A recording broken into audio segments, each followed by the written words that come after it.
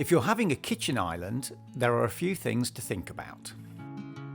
Assemble the cabinet stabilizers to make your kitchen island stable.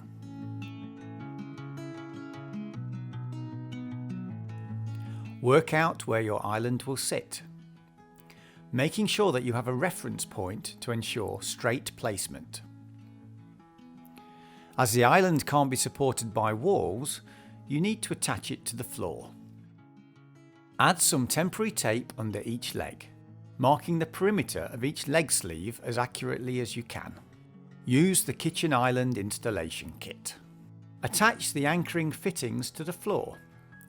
Make sure you don't damage any water or heating pipes or electricity cables hiding underneath the floor.